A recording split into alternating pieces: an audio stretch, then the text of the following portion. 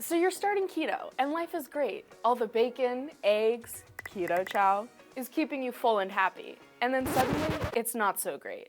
Fatigue, irritability, a headache, maybe you're having trouble sleeping or even feeling sick. What's going on? This is commonly known as the keto flu. But don't stress out. Not everybody experiences this in their transition to keto, and even for those who do, there's actually a really easy way to address it. But first, we have to understand what it is. Simply put, the keto flu is essentially carb withdrawals. Now let's get into the science. When you eat fewer carbs, you need less insulin to keep your blood sugar stable.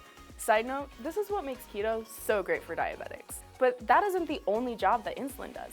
It also affects how your body absorbs water and electrolytes. So when your body suddenly doesn't have as much insulin, those electrolyte levels can get out of balance pretty quickly. So the best way to kick that keto flu, or prevent it from happening in the first place, is to make sure you get plenty of extra electrolytes. You can buy electrolytes like the ones in our line, but salt, pickle juice, or other high sodium foods are also great sources of the electrolytes your body needs to start feeling its best again. That's all for today's video, and remember, keep calm and keto on.